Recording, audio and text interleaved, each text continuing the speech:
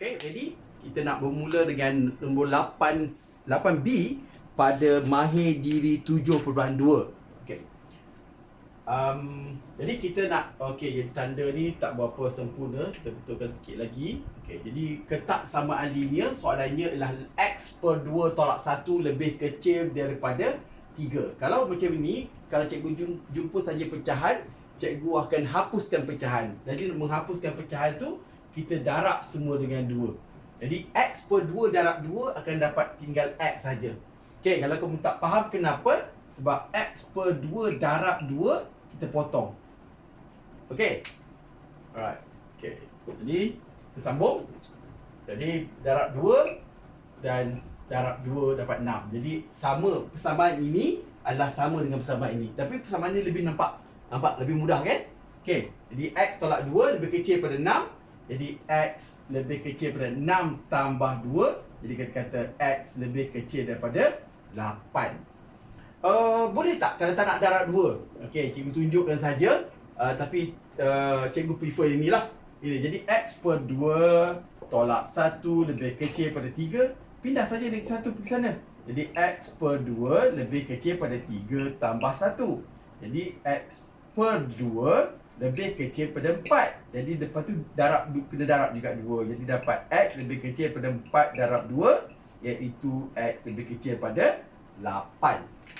Sama juga. Tapi kalau kamu jumpa nanti, kamu kena belajar buat cara ini. Kerana nanti bila kamu meningkat usia nanti, dia akan jadi lebih complicated.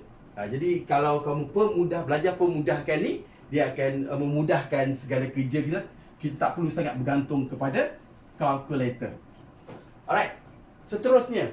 Jadi 3X per 5 tolak 2 lebih kecil pada X. Jadi ini agak lebih complicated. Jadi tolong darab dengan 5. Okey, seperti biasa 3X per 5 darab 5. 5 dengan 5 akan terhapus. Tinggal 3X. Tapi negatif 2 kena darab 5. Akan dapat negatif 10. Dan X darab 5 akan dapat 5X. Okey, dah terhapus. Kita lebih senang bawa saja semua algebra ke kiri dan semua nombor ke kanan. Jadi 3X tolak 5X lebih kecil daripada atau sama dengan 10. Jadi negatif 10, 5 bawa sini. Okey, tinggal negatif 5. Dan 3 tolak 5 ialah negatif 2X lebih kecil daripada 10. Jadi X, okey, di sini kita kena bahagi dengan negatif 2 kan? Jadi di sini pun bagi negatif 2. Jadi kalau bahagi negatif, tanda itu akan bertukar. Jadi X lebih besar daripada negatif 5. Kalau kamu tak pernah tahu kenapa bertukar, kita tengok satu contoh saja, iaitu jikalah cikgu kata 2 adalah lebih kecil daripada 4. Jadi cuba kita darab. Kita darab dengan negatif 1 atau kita bahagi negatif 1. Bagi negatif 1. Adakah negatif 2 lebih kecil pada negatif 4? Ini tak benar. Tapi kalau kamu betulkan, tandakan tu, okey, dia akan jadi lebih besar. Sebab negatif 2 adalah lebih besar daripada negatif 4. Seolah-olah orang berhutang 2 tu lebih ataupun lebih kaya daripada orang yang berhutang 4. Macam tu. Okey. Yang dari segi matematik lah. Jadi kamu yang aplikasikan dalam dunia seharian, kadang-kadang orang yang berhutang tu dia mungkin kaya segi dia ada aset-aset lain. Okay? Alright. Jadi macam mana pun kembali semula kepada soalan kita ni. Okay, jadi X lebih besar daripada negatif 5. Jadi kita buat gambar rajah, satu garis, iaitu negatif 5 di sini, 8 di sini.